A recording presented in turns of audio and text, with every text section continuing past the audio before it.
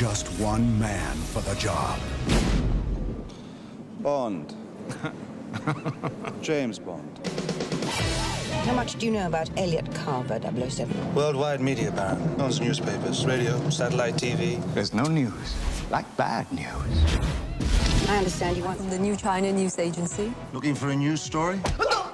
Could have taken care of him. You seem to have developed a certain attachment. I get to work with a decadent agent of a corrupt Western power. I think you found the right decadent, corrupt Western agent as a partner. What up there, social media lands and YouTubers and all alike? Welcome to an all-new video. So in this video, we're going to be continuing my James Bond-a-thon film series, and we're going to be going into the 18th film in this series and talking about all the good and goldenness of this film. And it's just a really enjoyable film I can't wait to talk about. So we're going to go right into that. But before we do that, make sure you hit that subscribe button so you don't miss this video or any other awesome videos I put up. And as always, people, if you enjoy my content, you should definitely check out my other social media platforms, such as Twitter, Facebook, or Instagram, where you can see awesome, pretty much on a regular basis content that also is movie usually related. So definitely check that out, people. And as always, people, let's get right in this.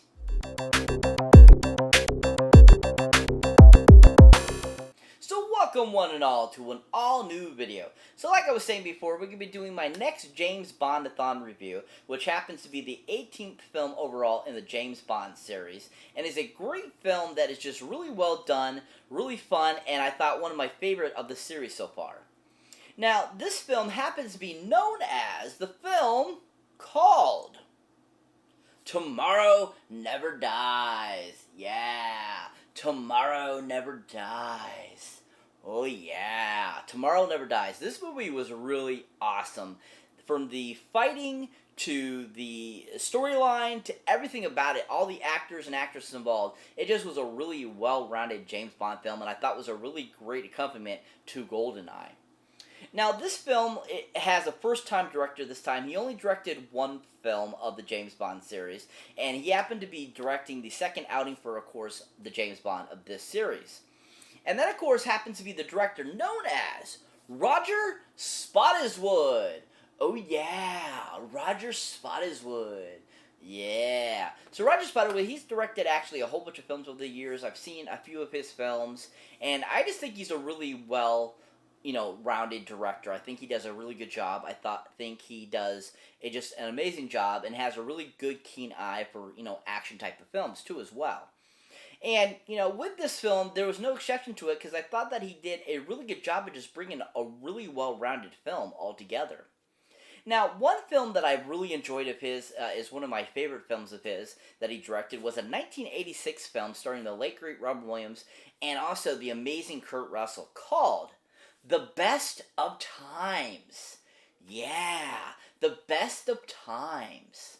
Yeah, this movie really rocks. It's a really fantastic film if you haven't seen it. But basically it's about is when Robin Williams' character and Kurt Russell's character in high school, they play in a football game where they end up losing because Robin Williams drops the ball. And so, 20 years has gone by since they were in high school, and they decide, Robin Williams is like, I want a redemption to this, and basically, he gets, the whole team back together to play one game against the original team as well that they were beaten by to prove that, he won't drop the ball this time. It's a really awesome film, and Roger did an amazing job directing it. He gave us a lot of great comedy class in it, gave us really great football action, and just a really well and a fun storyline that involves all these different great characters that just make it so much fun and just a really enjoyable film. If you haven't seen this Roger Spottiswoode directed film, definitely check out The Best of Time. It's a really amazing film. Now, like I was saying before, with directing Tomorrow Never Dies, I thought he did an amazing job, like I said. I thought he gave a really well-rounded story. I thought he gave us really great action sequences with lots of great, just fight choreography and all that kind of stuff. And just a really fun film. I did not find any part of this film, lazy or seemed, like it was too long or the scenes were too short or anything like that. I thought that Roger had a really good eye and edited it, to a really great standard and give us this really well-rounded, all-around James Bond film and experience.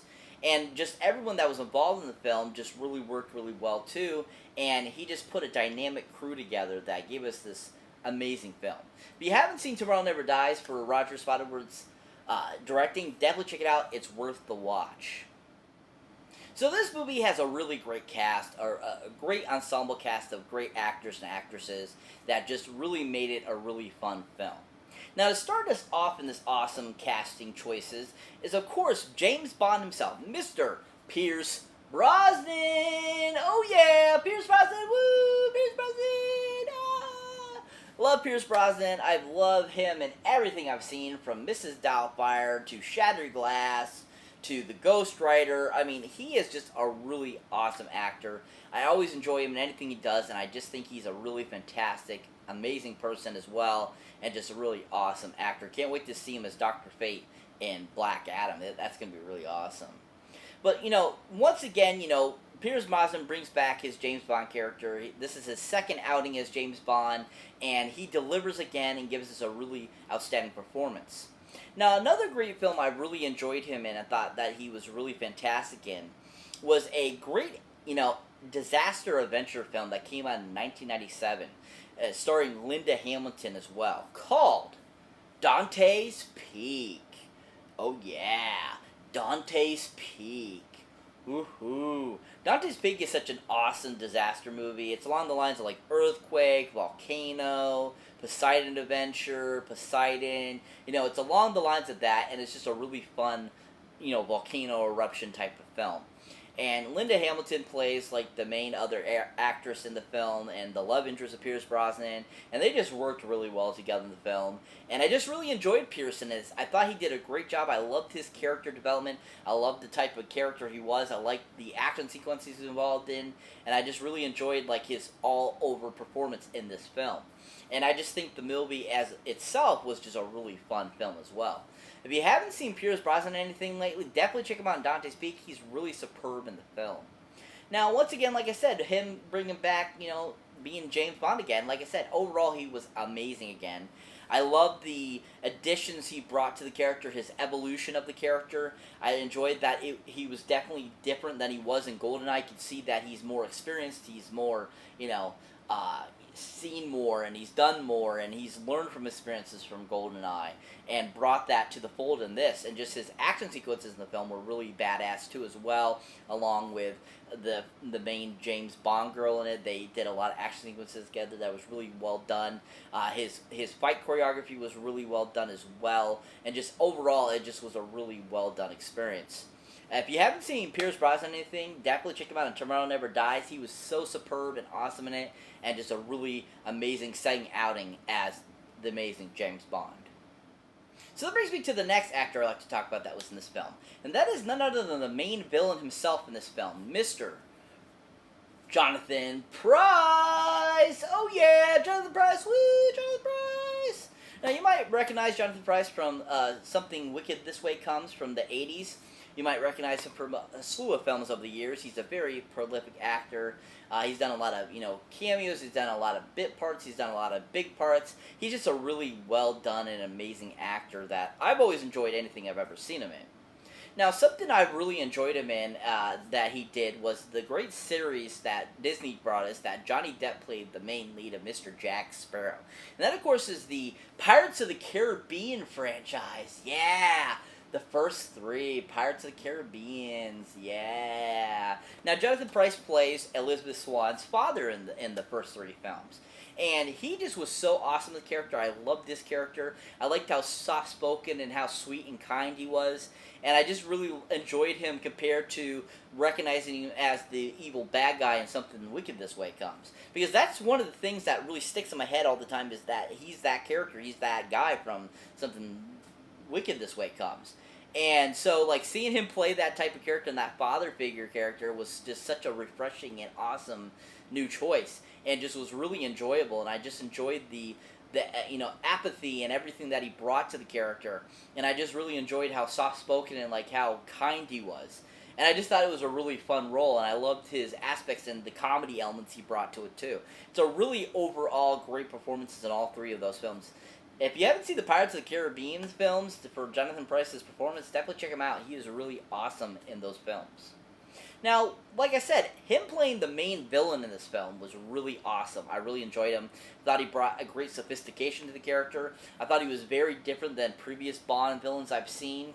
I enjoyed that they brought in an older villain again, kind of like some of the like villains in like the previous films where, you know, they were older type of guys, but this was like probably the first time I saw like a, you know, like around 60 villain, 6-year-old villain that really still kicked ass and just was really awesome and fun, and I just really enjoyed his interpretation of it. I thought he did a really good job, and I just really enjoyed his interactions with everyone and just like how he takes on Bond and how he brings a really great threat to him by wanting to basically, you know, do what he does. And I just thought he did an overall really good job. If you haven't seen Jonathan Pryce in anything, definitely check him out on Tomorrow Never Dies. He's a really excellent villain. So to round out this cast is a great actress who is a martial arts master that is just a really awesome and one of my favorite Bond girls that I've seen so far in this series. She's actually my number one. I really enjoyed her in this, and I just thought she was really fun. And that, of course, is Miss Michelle Yeoh. Oh yeah, Michelle Yeoh. Woo, Michelle Yeoh. So you might recognize, of course, Michelle from, you know, Crouching Tiger, Hidden Dragon. She was recently in that Duel film. She's been in a whole bunch of films over the years. She's an amazing actress and just martial arts master that, you know, brings great action sequences to her roles. And one of the best parts about Michelle is that she actually wants to do her own stunts, which I think is fantastic. It's so awesome to see this, you know, woman just kick butt and just have a really great action-packed career, and I absolutely love it, and I think she's fantastic.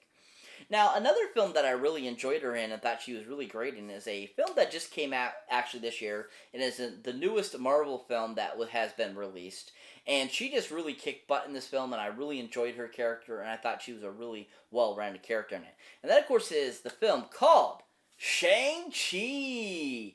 Yeah, Shang Chi. Legend of the Ten Rings. Woo! Michelle Yeoh plays such an amazing character in this film. She actually plays the sister of Shang-Chi's mother, and is just a really awesome character that is just really well-rounded and really fun. Her action sequences are so well done, and she just kicked butt. I love the scene where she's teaching Shang-Chi things and like how they work together in that scene, and she just was so graceful and so elegant and just really amazing looking. And she just really, that martial arts that she knows really played out into it and just gives us this really well, you know, manicured, done scene that just was so superb. If you haven't seen Michelle Yeoh anything, definitely check it out on Shang-Chi. She was really fantastic. Now, overall in the film, like I said, she's my favorite Bond girl so far. I thought she was so awesome in the film. I love all of her sequences. I thought she brought a great differentness to all the Bond girls I've seen. I enjoyed her presence. I enjoyed her interactions with everyone, and including Bond himself. And just, she really kicked butt in this film and just was an action-packed star in this film. Even though she wasn't allowed to do her own stunts in this film because of, you know, American standards, you know, and stuff like that, that's just, I still think that what she got to do was really fun and really well done. And just that, the whole bike sequence where she's riding on the front of the bike with James Bond was so super cool and so much fun. And I thought that Michelle did a great job of portraying that and doing that scene with Pierce Brosnan and just kicking butt. If you haven't seen Michelle Yeoh anything, definitely check her out on Tomorrow Never Dies. She is amazing and just a really great performance in this film.